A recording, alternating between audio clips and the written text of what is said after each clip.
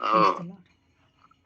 ଆଜିର ଆମ ପାଇଁ ମହାନ ସାକ୍ଷ୍ୟ ଯାହାକି ଆମେ ଯୋଉ ପରମେଶ୍ୱରଙ୍କୁ ଆରାଧନା ସ୍ତୁତି ବନ୍ଦନା କରୁଛୁ, ସେ ଜୀବିତ ପ୍ରମାଣ ଆମକୁ ଜୀବିତ ରଖିଛନ୍ତି, ପ୍ରାପ୍ତ କାଳକୁ ଆମକୁ ଦେଖେଇଛନ୍ତି।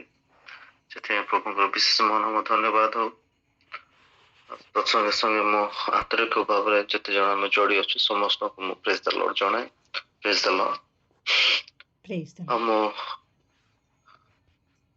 ମୁଁ ବିଶେଷ କରି ମୁଁ ବହୁତ ଗୌରବ ଦିଏ ପ୍ରଭୁଙ୍କୁ। ତତ୍ସଙ୍ଗେ ସଙ୍ଗେ ଆମର ଏଇ ପ୍ରାର୍ଥନା ଟିମ୍କୁ ମଧ୍ୟ ମୁଁ ଧନ୍ୟବାଦ ଦିଏ। ଆଜି ବିଗତ ଗୋଟିଏ ମାସ ହେଲାଣି ପ୍ରଭୁ ଆମକୁ ଅନୁଗ୍ରହ କଲେ। ଏଇ 2024 ମସିହାରେ ମଧ୍ୟ ଏଇ 11 ମାସ ପଦାର୍ପଣ କଲେ। ବହୁତ ଭଲ ଲାଗେ ଯେତେବେଳେ ପ୍ରଭୁଙ୍କର ଆଶ୍ଚର୍ଯ୍ୟ ମହାନ କାର୍ଯ୍ୟ ଗୁଡାକ ଆମେ ଯେତେବେଳେ ଆମେ ଦେଖିଥାଉ। ସେଥିପାଇଁ ଆମେ ସଦାବେଳେ ପ୍ରଭୁଙ୍କର ସେଇ ବିଷୟଟାକୁ କାହିଁକି ଏ ଜିନିଷ ହୁଏ ସେ ସମସ୍ତ ବିଷୟ ପ୍ରଭୁ ହିଁ ଜାଣନ୍ତି। ମୁଁ ଗୋଟେ ବିଷୟ ମୁଁ ଜାଣେ, ଆଉ ନିଜ ପିଲାଙ୍କୁ ଯେତେବେଳେ ପ୍ରେମ କରନ୍ତି ତ ସେ ସମୟରେ ସମସ୍ତ ବିଷୟ ପ୍ରଭୁ ତାଙ୍କୁ ଯୋଗାନ୍ତି। ନିଜ ଜାଗତିକ ଭାବରେ ବାପା ଯେତେବେଳେ ପିଲାମାନଙ୍କୁ ଭଲ ପାଆନ୍ତି ଆଉ ପିଲାମାନେ ତାଙ୍କ କଥା ଶୁଣନ୍ତି ତ ସେତେବେଳେ ଉତ୍ତମ ବସ୍ତୁ ଏବଂ ଉତ୍ତମ ଆହାରରେ ଏବଂ ଉତ୍ତମ ସମସ୍ତ ବିଷୟକୁ ସେ ପ୍ରଦାନ କରନ୍ତି। ସେଥିପାଇଁ ପ୍ରଭୁଙ୍କ ବିଶେଷ ମହାନ ଧନ୍ୟବାଦ ହଉ। ଆଉ ବିଗତ ଗୋଟିଏ ମାସ ହେଲାଣି ମୁଁ ପ୍ରାର୍ଥନା ରିକ୍ୱେଷ୍ଟ ଦଉଥିଲି ଆମ ବାପାଙ୍କ ପାଇଁ ବୋଲି। ତାଙ୍କର ବିଗତ ମାସରେ ହାର୍ଟରେ ଗୋଟେ ଷ୍ଟେଣ୍ଟ ଲାଗିଥିଲା। ପୁଣି ଆଉ ଗୋଟେ କହିଥିଲେ ବ୍ଲକେଜରେ ଆଉ ଗୋଟେ ଷ୍ଟେଣ୍ଟ ଲାଗିବା ପାଇଁ ଡକ୍ଟର କହିଥିଲେ। ଆଉ ମୁଁ ବିଶେଷ କରି ପ୍ରଭୁଙ୍କୁ ଧନ୍ୟବାଦ ଦିଏ।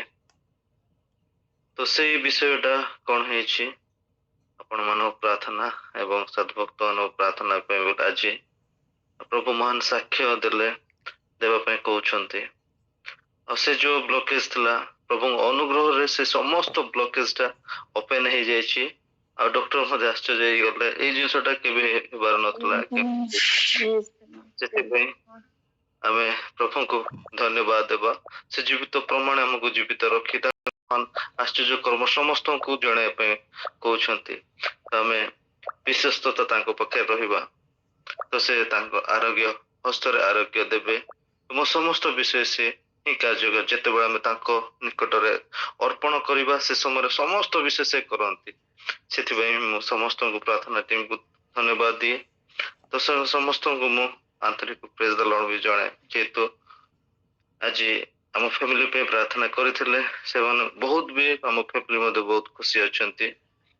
ଆଉ ଯାହା ସମୟ ମେଡିକାଲ ଆମେ ଦେଇଥାନ୍ତୁ କିନ୍ତୁ ପ୍ରଭୁ ଆମକୁ ଅନୁଗ୍ରହ କରି ଏ ନୂଆ ବର୍ଷ 2025 ମସିହାରେ ସେ ଖୁସିଟା ପଦାର୍ପଣ କରିଅଛନ୍ତି।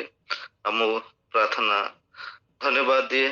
ଏଭଳି ଭାବରେ ଆମର 2025 ମସିହାରେ ଆମେ ଯେମିତି 30 ଗୁଣ ନ 60 ଗୁଣ ନ 100 ଗୁଣରେ ପ୍ରଭୁଙ୍କ ନିମନ୍ତେ ବଢିବା ଆଉ ପ୍ରଭୁଙ୍କ ନିମନ୍ତେ ଆଉ ଗୌରବ କରି ସମୟ କାଟିବା। ଯେଦିନ ପ୍ରଭୁ ଏ ଜଗତ ଆମେ ରଖିଛନ୍ତି ସେ ପର୍ଯ୍ୟନ୍ତ ଖାଲି ଆମେ ସାକ୍ଷୀମୟ ଜୀବନ କାଟିବା। ଧନ୍ୟବାଦ ସମସ୍ତଙ୍କୁ। ପ୍ରେଜ୍ ଦ Lord. Praise the Lord. Praise the Lord. Praise the Lord. ଆମର ମହାନ ସେ ପୁରା ନ୍ୟାଚୁରାଲ ଷ୍ଟାଣ୍ଡ ଲଗେଇଦେଲେ।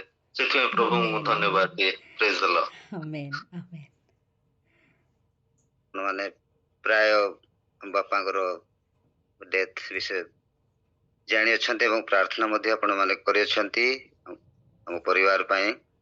ଏବଂ ଆମମାନଙ୍କର ଏରିଆରେ ଯୋଉ ମରିଲା ପରେ ଯୋଉ ଗୋଟେ ପ୍ରଥା ରହିଛି, ଗୋଟେ ମାଡ଼ା ବୋଲି, ଆଉ ତାହା ପ୍ରଭୁଙ୍କ ଅନୁଗ୍ରହରୁ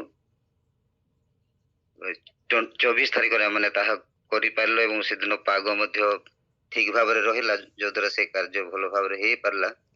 ସେଥିପାଇଁ ପ୍ରଭୁ ଗୌରବ ପାଆନ୍ତୁ।